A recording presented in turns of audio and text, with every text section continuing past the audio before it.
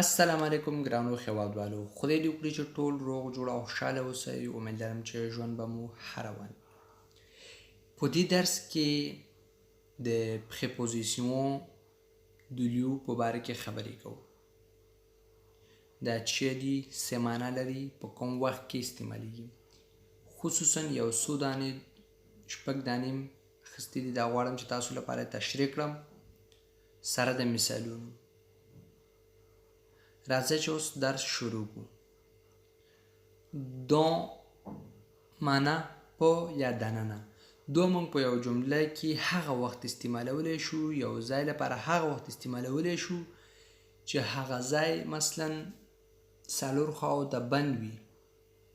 هغه ځای څلور خواو ته بند وي، یعنی یو بند ځای وي، لکه اتاق، موټر. دې شیانو لپاره چې استعمالو دون. دون د هغه یو ځای لپاره استعمالولی شو چې څلور خواو ته بند وي، ټول اړخونو ته یې بند وي. près de près de près de معنا په خوا کې، په خوا کې ده. près de معنا په خوا کې. en face de en face de en face de معنا په مخ کې یا مخامخ. en face de هغه وخت کې استعمالولی شو کله چې یو شی د بل شی په مخ کې ایښی وي. ورپسې entre entre entre معنا په مابین کې. entre معنا په مابین کې، هر کله چې یو شی د دوه شیانو په مابین کې وي. وروسته په مثالونو کې تاسو لپاره تشریح کوم. سوخ سوخ سوخ معنا د پاسه یا په. هغه وخت کې د استعمالولی شو چې یو شی د بل شی د پاسه ایښی وي، لکه کتابچه د میز د پاسه ایښی دی، په هغه وخت کې موږ سوخ استعمالوو. au milieu de au milieu de au milieu de معنا په مابین کې، په منځ کې. دا د دې شپږو لغاتونو معنا. اوس راځئ چې دا شپږ واړه په جملو کې استعمال کړم چې ورباندې صحیح پوه شئ. لکه څنګه چې د هر یو لغت معنا مخکې تشریح کوو، اوس به جملو کې استعمالوو. dans la chambre à coucher de Ahmed il y a un lit. dans la chambre à coucher de Ahmed il y a un lit. د احمد د ویده کېدو په کوټه کې یا احمد د خوب په کوټه کې دلته یو کټ دی. احمد د ویده کېدو په کوټه کې یو کټ دی. صحیح شو. لا شامبر لکه څنګه چې لا شامبر څلور خواو ته بند وي، نو دې له خاطره لا شامبر لپاره دون استعمالو. dans la chambre à coucher dans la chambre à coucher. صحیح شو. په دغه وخت کې دون استعمالو. près de معنا په خوا کې. près du lit il y a une chaise. près du lit il y a une chaise. près du près de په دغه وخت کې استعمالو. وګوره دلته وایي چې près du lit il y a une chaise. د کټ په خوا کې یو چوکۍ دی. په خوا کې لپاره چې استعمالو près de. près du lit il y a une chaise. د کټ په خوا کې یو چوکۍ دی. en face de معنا په مخ کې د یو شی په مخ کې چې بل شی ایښی وي، en face de استعمالو. لکه وګورئ en face du lit il y a encore une chaise.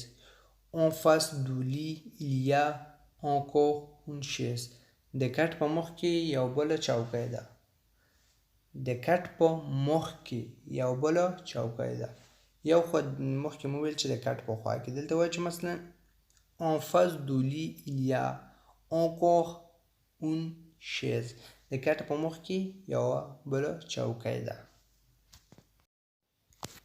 سوخ سوخ معنا په یا د پاسه، هر کله چې یو شی د بل شی د پاسه ایښی وي بیا سوخ استعمالوو.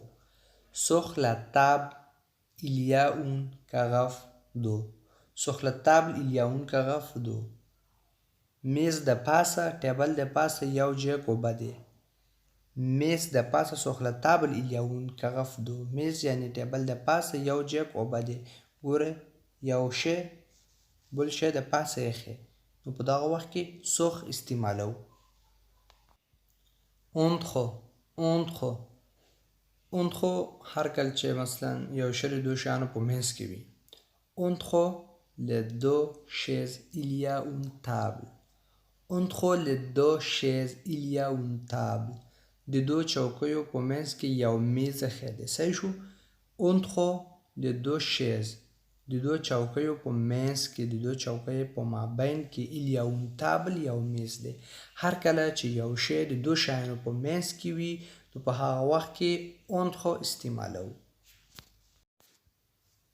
au milieu de معنا په مابین کې په منځ کې د یو شی په منځ کې. مثلا یو اتاق دی د اتاق په منځ کې په هغه وخت کې دا استعمالولی شو. au milieu de la chambre il n'y a rien. au milieu de la chambre il n'y a rien. د اتاق په منځ کې د اتاق په مابین کې هیڅ نشته. au milieu de په هغه وخت کې استعمالولی شو هر کله چې د یو شی منځ یادو د یو شی په مابین کې یادو لکه د اتاق په مابین کې څه نشته. au milieu de la chambre il n'y a rien. د اتاق په مابین کې د اتاق په منځ کې هیڅ نشته. derrière شاته. derrière معنا شاته. هر کله چې یو شی د بل شی شاته وي په هغه وخت کې derrière استعمالو. derrière la chaise il y a une fenêtre. derrière la chaise il y a une fenêtre.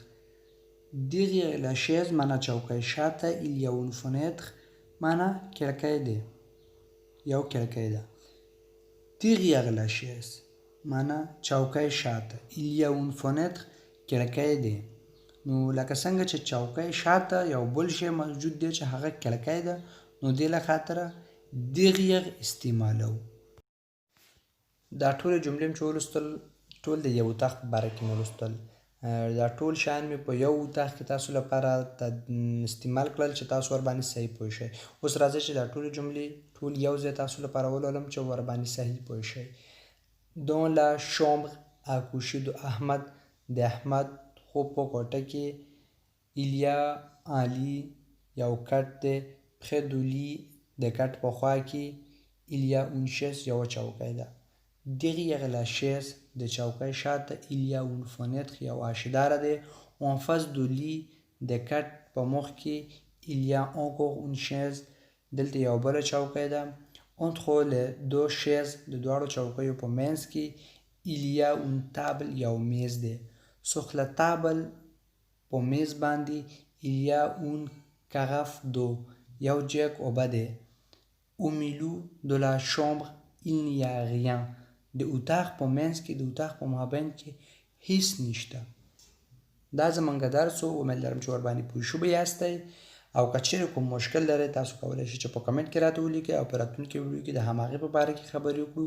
تر راتلونکي ویډیو پورې په خدای مو سپارم. ښه وخت ښه ژوند ولرئ. په موخم ښه ویډیو لایک او شیر کړئ چې نور ملګري هم وویني.